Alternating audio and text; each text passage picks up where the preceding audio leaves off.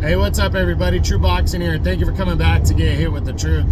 So today we are doing the Champions Report on the WBC, the World Boxing Council, as I am going to look at all titles and champions and do a recap from the 2023 year on all title belts from 122 all the way to heavyweight. Now, before we get into that, if you could smash the like button, leave a comment, subscribe to the channel. I really do appreciate any and all support that I can get as I continue to build my channel here. And guys, apologies for this video not coming up sooner. I got sick last week, lost my voice. I did the best I could, but it was very hard trying to talk and get videos out, and I had a lot going on. So be that as it may, let's jump right into the WBC, and we start with the 122-pound Super Bantamweight Championship. Starting the year, Stephen Fulton Jr. entered the year as the reigning WBC and Unified Champion, as he also held the WBO title. He was undefeated, and he got a golden opportunity right out the gate to face former 3-division champion Naoya Inoue, the Monster, to defend his belts against him in Japan. In May, the fight fell through because of an injury to Inoue, and then they would get together at the end of July, and Naoya Inoue just totally broke down and dominated Stephen Fulton Jr., stopping him in 8 rounds as he captured the Unified Championship, the WBC and WBO belts. Inoue later in the year, actually on December 26th, would defend his WBC and Unified title, but more importantly, would unify all 4 Super Bantamweight titles at 122 when he knocked out Marlon Taplis of the Philippines to grab a hold of the WBA and IBF belts and become the undisputed Super Bantamweight champion, and only the second man to become an undisputed champion in 2 weight classes in the current 4-belt era. So it was a big-time accomplishment for Inoue. And now heading into 2024, what's going to happen for the WBC Super Bantamweight title? Well, Inoue is planning on staying at 122 at least for the time being. He's looking at staying the whole year at 122, and he has mandatories due. The likely next opponent for him is his WBC mandatory challenger and former 2-division world champion, Luis Nery. This is a big-time fight, likely going to take place in May. I think Inoue will beat Nery, but I do think Nery has a tricky style for anybody to where Nery will be competitive. So it's going to be an interesting fight. Can't wait to see that. Likely taking place in May. After that, Inoue has already said he's probably facing his WBA mandatory, which is former Unified champion Marajan Akhmadaliev, who lost his title to Marlon Taplis this past year by a split decision and a big upset, but has bounced back to become the WBA's mandatory challenger and wants Inoue in the ring. I think that's another good matchup right there. Very interested in seeing it. I think Inoue can beat anybody at 122, but I do think these first 2 opponents are going to be good. And then Inoue and his manager are talking about fighting for a 3rd time in 2024, likely in December. And that opponent would probably be either John Riel Casiermo, or I think Sam Goodman, his IBF and WBO #1 contender, would be possible as well. We just got to wait and see what happens, but I'm really looking forward to seeing Inoue back in action in 2024. I think in terms of in the ring, and if he wants to stay champion, he's going to go coast to coast with the WBC title. But I do believe at any time he can give up that belt and move up to 126 and start his campaign there. And I do think even if he goes 3-0, that he could give up all his belts before the end of the year, and we might have a vacant title at the end of the year. But I'm leaning towards Inoue is going to go coast to coast as world champion, but we'll see. 126 featherweight. Ray Vargas entered the year as the undefeated and reigning champion. In February, he decided to move up to 130 and challenge for the title there, the vacant title there, and he lost a convincing decision to O'Shaquie Foster. Following that, he was supposed to make a mandatory defense against Brandon Figueroa, his interim champion, before the end of the year, but that fight never happened. And now heading in, so he did not defend the title and the title did not go on the line at all in 2023.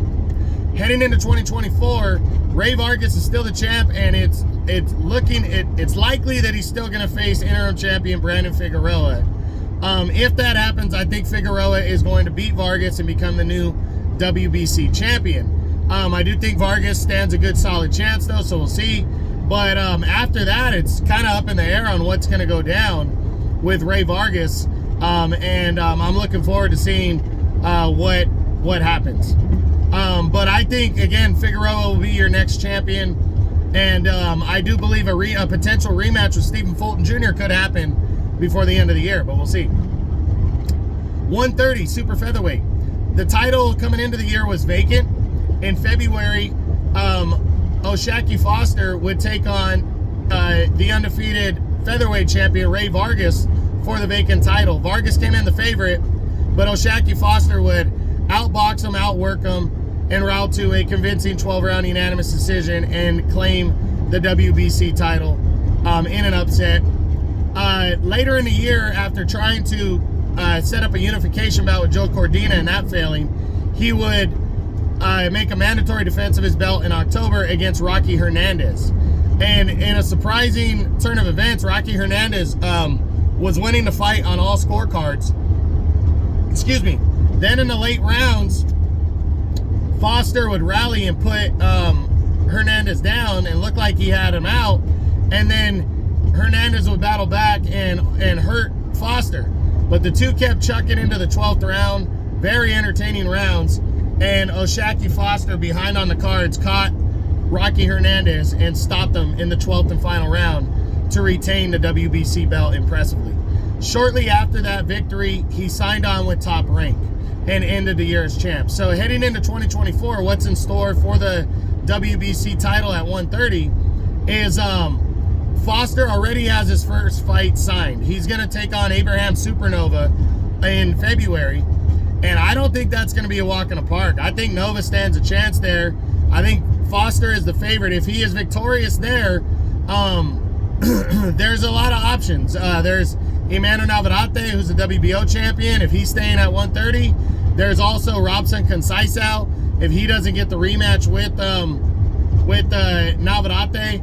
And then his number one contender is a guy named Yakubov, who's an undefeated fighter. So, going to be interesting to see what happens with Foster, but I think he has a decent chance of going coast to coast in 2024 as champion. 135 lightweight.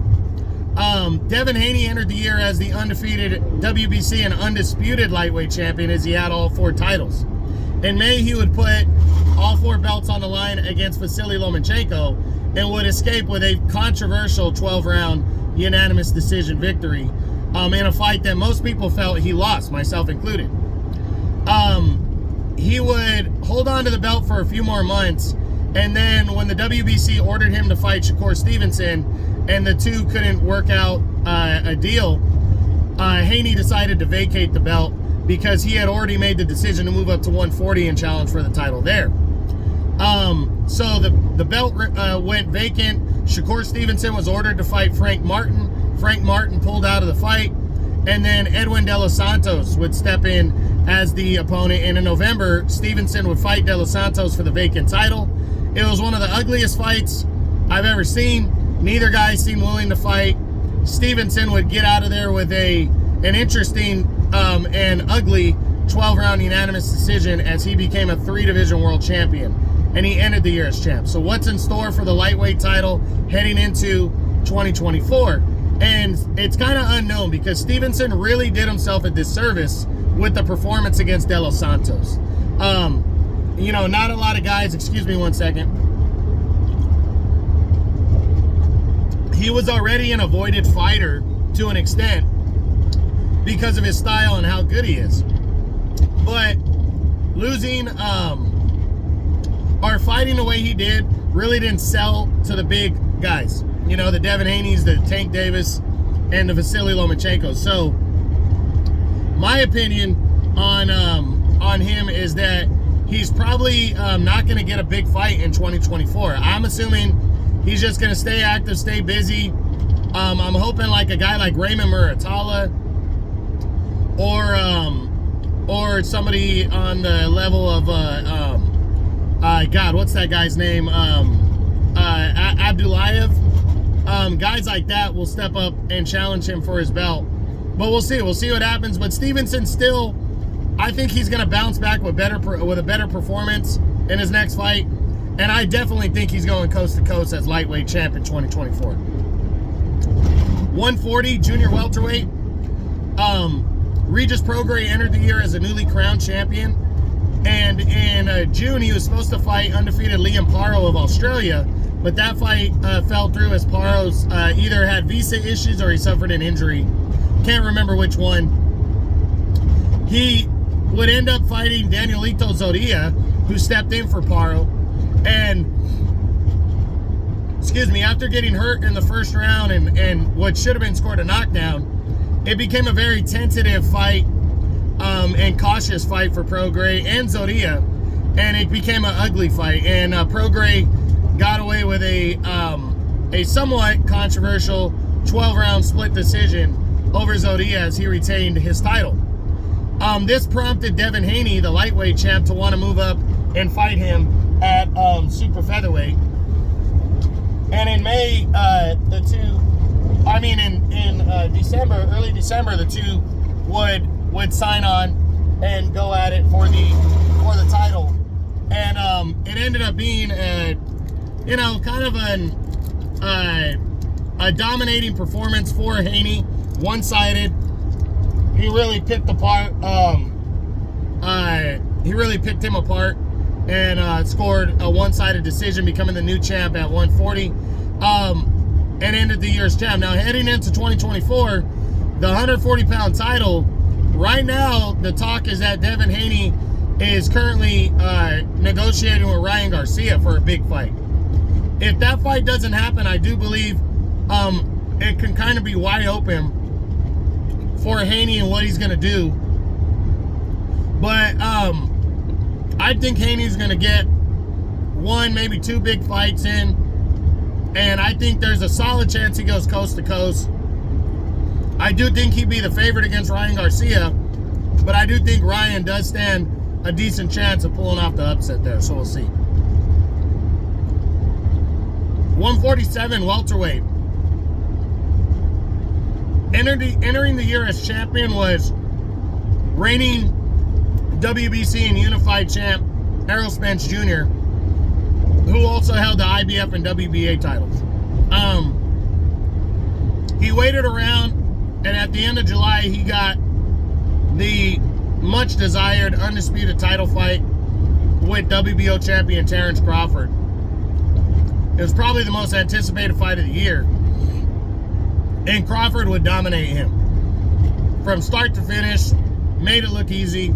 Crawford dominated Errol Spence Jr. and captured the WBC and unified all four belts to become the undisputed champion.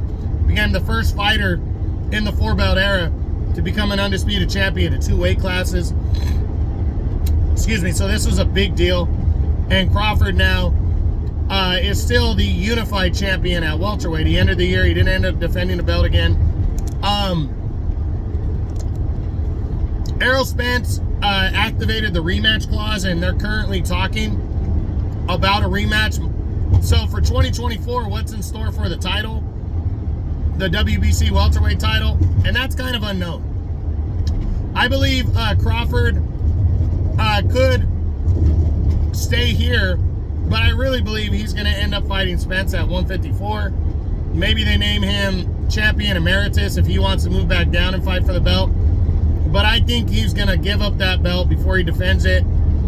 And then Mario Barrios, the interim champion, would be upgraded to full champ. Once that happens, it's kind of up in the air what's going to go on. Because Cody Crowley is number one and number two, respectively, in two of the weight classes that Crawford holds a belt in. So would the WBC order Crowley to fight Barrios, an all PBC belt, and Crowley would have a solid chance there? Or would they allow Barrios to unify belts against, say, Imantas Stanionis or or Jerome Boots Ennis? it's all up in the air based on what Crawford and Spence are going to do. So we'll see what goes on. But I'm looking forward to it. And we should have an answer, I'm hoping, very soon on what's going to go down at 147. Sorry, excuse me. 154, super welterweight. Jermell Charlo entered the year as the WBC and undisputed super welterweight champion of the world. He would never defend the belt, though, in 2023, as injury kept him out of a mandatory defense against Tim Tszyu in January. And then he was still trying to make the Tszyu fight happen towards the middle of the year. And then he got the huge offer to move up 2 weight classes and challenge Canelo Alvarez at 168 for the super middleweight belts. Since he would move up and lose, and he ends the year as still the WBC and unified champion at 154, but he has every intention of fighting at 154 again, according to him. He has not announced who he is looking at. We know Tim Tszyu, the WBO champion, wants to fight him, but Charlo has not really leaked out what he's doing next. I think Charlo stands a good chance of going coast to coast at 154 as champ, but as WBC champ at least. But we got to see what major fights he's going to do. I personally feel Charlo's waiting around to see what happens with Spence and Crawford.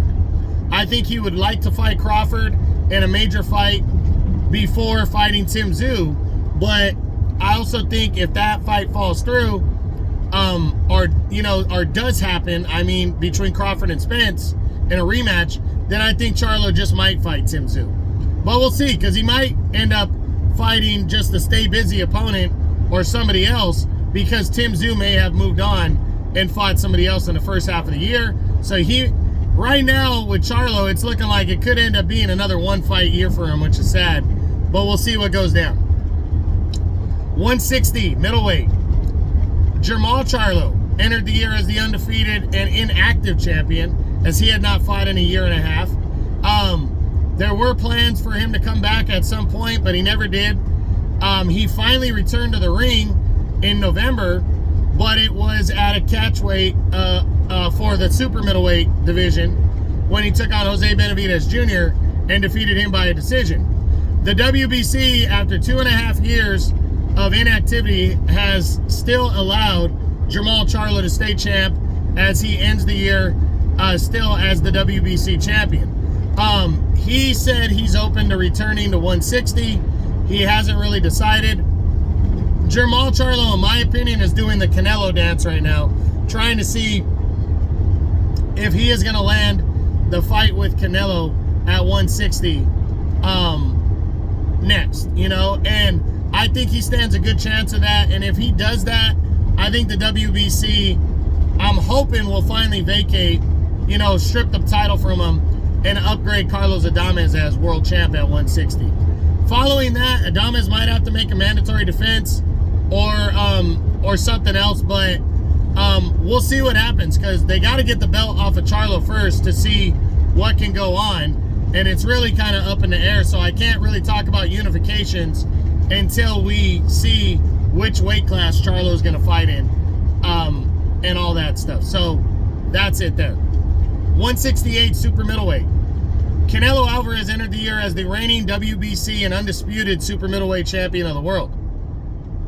In May, he would defend all 4 of his belts against his WBO mandatory challenger, John Ryder, from England, and he would dominate Ryder one-sided, bust him up to a one-sided 12-round unanimous decision win, as he knocked him down a couple times as well, and retained his WBC and undisputed title. Then in September, he would defend all 4 belts against the undisputed super welterweight champion at that time, Jermell Charlo, who's moving up 2 weight classes. He would dominate Charlo in that fight, one-sided 12-round unanimous decision, scored a knockdown, and left no doubt he was the best fighter at 168. Now, he ends the year as champion and now rolls into 2024. What's in store for him? Well, what it looks like he's planning is a May fight against either Jaime Munguia or I believe Jamal Charlo. And if that's the case, his opponent for September would likely be David Benavidez. Now, none of this is confirmed. This is just rumors that this is what he's thinking. But there is also the caveat of a major showdown with undisputed welterweight champ Terrence Bud Crawford, who Canelo is definitely interested in fighting. But these two sides got to get together for a bout. They can't just make it happen. They got to get together. So we're going to see what happens in that fight. We really will. It should be good. I'm looking forward to it. I like Canelo, and but I believe he has to fight David Benavidez this year. Doesn't necessarily have to be next in my book, as long as it happens, but it has to happen in 2024. And there is no more waiting, or he will be ducking Benavidez. And if he doesn't fight him, he's going to get stripped of the belt, and Benavidez will get upgraded to super middleweight champ. So we'll see what goes down, but that's what Canelo's looking at. 175 light heavyweight. Artur Beterbiev entered the year as the reigning and undefeated champion and unified champion. January, he put all 3 belts of his on line against his WBO mandatory challenger, Anthony Yarde of the United Kingdom. In a really good fight between the two. Yarde was definitely in that one. He was outworking Beterbiev and was actually ahead on the scorecards, but Beterbiev kept grinding, kept getting closer and closer, wore down Anthony Yarde in those last 2-3 rounds and would stop him in the 8th round to retain the unified championship. He would not fight for the remainder of the year. He was supposed to make his WBC mandatory defense in August against Callum Smith, but a retinal issue made him postpone the fight, and the fight didn't happen in 2023, but it's scheduled for January 2024. These two guys are going to lock horns for the unified title. I think Beterbiev's going to win that fight, but I do believe Callum Smith stands a very good chance. Whomever wins, I believe, is going to face Dimitri Bivol for the undisputed title. I think that fight is finally going to happen. I think all the fans and the fighters and everybody is tired of it not happening.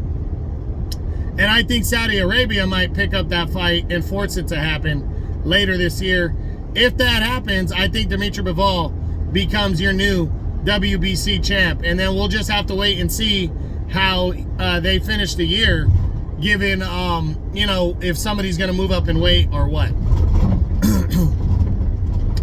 200 pounds, cruiserweight. Who was it? Ilunga Makabu entered the year as the reigning champion. In February, he would put that title on the line against former 2-division champion Badou Jack. Makabu came in the favorite because Jack has been a natural super middleweight and light heavyweight champ, and people weren't sure what they were going to see out of Jack against Makabu. But Jack, because of his great conditioning at 38, 39 years old, would absolutely dominate and break down Ilunga Makabu en route to a 12th round TKO victory as he became a 3-division world champion. Now, he juggled with making a mandatory defense, but ultimately decided that he would move up and fight, and likely is going to be fighting for the Bridgerweight title, which is a championship that was made up between heavyweight and cruiserweight by the WBC. So he might be fighting at that weight class. He was named champion emeritus, and then the belt went vacant. And in November, Noel Gavor or Michaelian, whatever you want to call him, would challenge Ilunga Makabu for the vacant title, and he would destroy Makabu in only 3 rounds and finish him off and become the new WBC Cruiserweight champion of the world.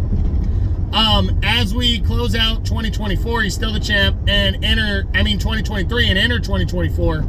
The news right now is that Gavor, maybe he gets an optional defense in first, but Ryan Rozicki, the knockout artist, only 1 loss on his resume, and it wasn't at cruiserweight, is likely gonna fight Duo Dola And Rosicki's the heavy favorite going into that one. And if victorious, he becomes a mandatory challenger for Mikhailian or Gavor, whatever you want to call him.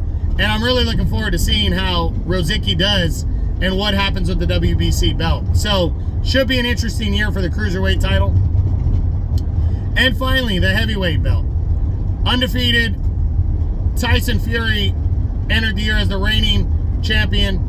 And he would not defend the belt all year. He would try to set up the undisputed title clash with Alexander Usyk, and it never materialized. So he instead would sign on to take on Francis Ngannou, the former UFC heavyweight champion, in a pro bout, but a non-title fight, because Ngannou had no pro fight. So they would go at it in October.